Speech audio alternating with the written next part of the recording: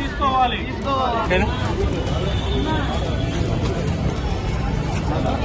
ఈ మధ్యకాలంలో అసలు ఎనీ ఇష్యూతోని హాస్పిటల్స్కి వెళ్తే అసలు తిరిగి వస్తామా లేదా తెలియనటువంటి పరిస్థితి కనిపిస్తోంది. కొన్ని టైమ్స్ అసలు కొన్ని హాస్పిటల్స్ మరి ఎందుకు ఇట్లా చేస్తున్నాయి, పర్యవేక్షణ లేకపోవడం వల్ల ఇవంతా జరుగుతున్నాయా ఏంటి అనేది చాలామందికి వస్తున్నటువంటి డౌట్స్. ఎందుకంటే ఈ మధ్య కాలంలో వైద్య అధికారులు చేసినటువంటి తనిఖీల్లో కూడా నకిలీ మందులు కావచ్చు, లేదంటే హాస్పిటల్స్లో కనీస ప్రమాణాలు లేకపోవడం కావచ్చు, డాక్టర్స్ కూడా అసలు ప్రొఫెషనల్ డాక్టర్స్ ఉండకపోవడం కావచ్చు, ఎడాపెడా డయాగ్నోస్టిక్ సెంటర్స్ అండ్ హాస్పిటల్లో ఉన్నటువంటి సిబ్బందికి కనీసం వాళ్ళకు వైద్య ప్రమాణాలు తెలియకపోవడం కావచ్చు, ఉబ్బడిగా చాలా ప్లేసెస్లో హాస్పిటల్స్ గొడుగుల్లా పుట్టుకొస్తున్న సిచ్యువేషన్ కావచ్చు. ఇవన్నీ చూసినప్పుడు హాస్పిటల్స్ కూడా ఒక పెద్ద దందాలాగా మారిపోయాయి అనేటువంటి మాట చాలా కామన్గా మనం వినిపిస్తున్నాం. చిన్నదానికి వెళ్తే కూడా ఆ టెస్ట్ ఈ టెస్ట్, ఈ మందులు ఆ మందులు అండ్ ఆ తర్వాత యాంటీబయోటిక్స్ ఇట్లాంటివి చాలా విడిగా ఇచ్చేస్తున్నారు అన్నటువంటిది కూడా మనందరం కూడా అనుభవిస్తున్నటువంటి పరిస్థితి. సో ఈరోజు జరిగినటువంటి ఇన్సిడెంట్ ఏంటంటే మరి అక్కడ ఎగ్జాక్ట్లీ ఏం జరిగిందో ఏంటో తల్లిదండ్రులు మాటలు విన్నప్పుడు కానీ అక్కడ ఉన్నటువంటి సిచ్యువేషన్ చూసినప్పుడు కానీ యాక్చువల్లీ ఒక పాప పేరు వచ్చేసి అన్విక. ఆమె కేవలం 5 years పాప, చిన్న పాప. సో ఆమెకి కంటిలో కొంత నలుసు పడింది కాబట్టి కంటి హాస్పిటల్కి తీసుకెళ్లారు వాళ్ళ తల్లిదండ్రులు. కంట్లో నలుసు పడింది, కొంచెం పాప ఇబ్బంది పడుతోంది, ఏడుస్తోంది, నొప్పి అంటోంది, కొంచెం చూడండి అనేటువంటిది ఎక్కడికి ఏ హాస్పిటల్ తీసుకువెళ్ళారు అని అంటే ఆనంద్ ఐ ఇన్స్టిట్యూట్ హాస్పిటల్కి తల్లిదండ్రులు తీసుకెళ్లడం జరిగింది. సో ఆ కంట్లో నలత చూసిన తర్వాత డాక్టర్స్ డయాగ్నోస్ చేసి వాళ్ళు చెప్పినటువంటి మాట ఏంటంటే తల్లిదండ్రులకు చెప్పారంట పాపను జాయిన్ చేయండి, కొంత ఆపరేషన్ చేయాల్సి ఉంటుంది, కొంత లోపలికని వెళ్ళింది, సో అది తీయాలి అని అంటే సాధ్యపడదు, ఆపరేషన్ చేయాల్సిందే, చిన్న ఆపరేషన్ మాత్రమే అని కన్విన్స్ చేసి తల్లిదండ్రులకు ఒక టైం చెప్పి జాయిన్ చేసుకోవడం జరిగింది. జాయిన్ చేసుకున్న తర్వాత మరి ఆపరేషన్ టైంకి పాపకి అనెస్థీషియా ఉంటుంది కదా, నొప్పి రాకుండా, ఆ అనెస్థీషియా ఇవ్వడం జరిగిందట. అనెస్థీషియా ఇచ్చి ఆ తర్వాత ఆపరేషన్ స్టార్ట్ చేద్దాము అనుకునే టైంలోనే మరి ఓవర్ డోస్ అయిందని తల్లిదండ్రులు అయితే చెప్తున్నారు. అనెస్థీషియా ఓవర్ డోస్ అయింది, చాలా చిన్న పాప.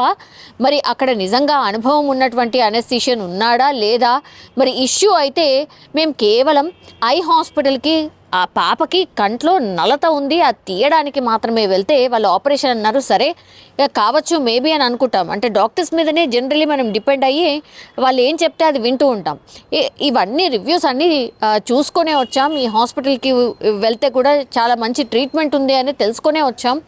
కానీ హాస్పిటల్కి వచ్చి జాయిన్ చేసి ఆపరేషన్ అన్న తర్వాత సరే ఆపరేషన్కి కూడా మేము ప్రిపేర్ అయిన తర్వాత తీరా చూస్తే అనెస్థీషియా డోస్ పాపకి ఎక్కువ ఇవ్వడం జరిగింది.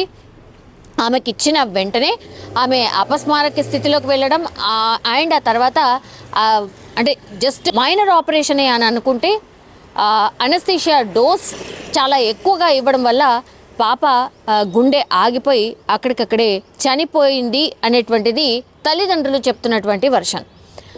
అయితే వాళ్ళకు కూడా హాస్పిటల్ సిబ్బందికి కూడా అర్థం కాలేదు, అంటే పాపని ఎంత పిలిచినా లేవకపోవడం. సో డౌట్ వచ్చి వాళ్ళు ఏం చేశారు, అక్కడ దగ్గరలో ఉన్నటువంటి ఎల్బీ నగర్కి సమీపంలో ఉన్నటువంటి రెయిన్బో హాస్పిటల్కి హాస్పిటల్ సిబ్బందే తరలించడం జరిగింది, కనీస ఇన్ఫర్మేషన్ తల్లిదండ్రులకు ఇవ్వకుండానే.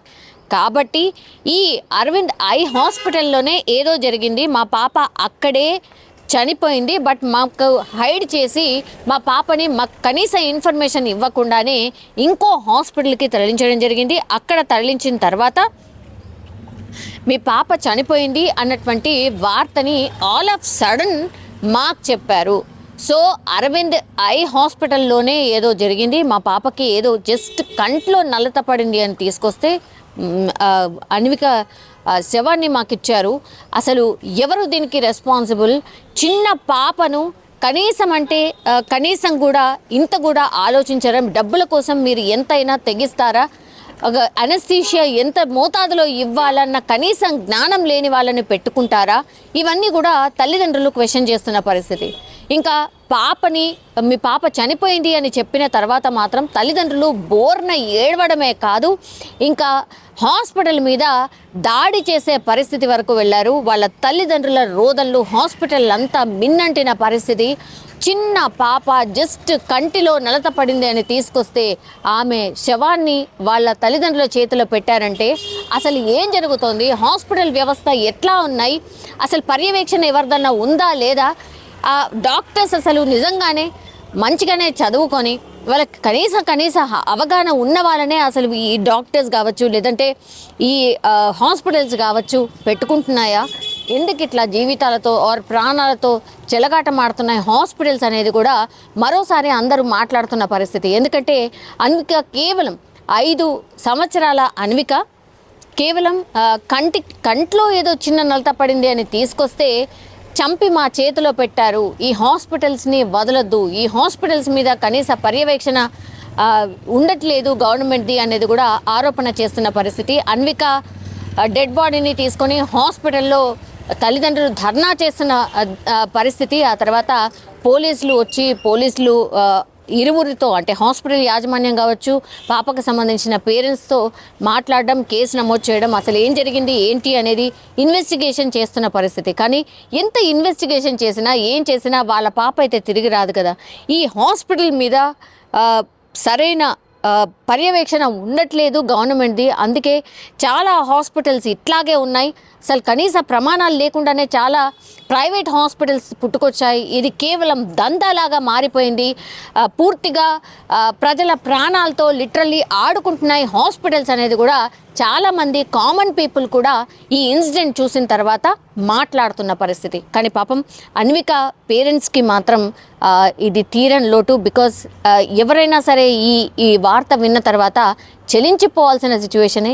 బికాజ్ కేవలం హాస్పిటల్కి వెళ్ళి ఏదో ఇట్లా తిరిగి వస్తామని అనుకుంటే వాళ్ళ పాప డెడ్ బాడీనే చేతిలో పెట్టారు అంటే ఏంటి పరిస్థితి ఒక్కసారి మనం కూడా ఊహించుకోవచ్చు.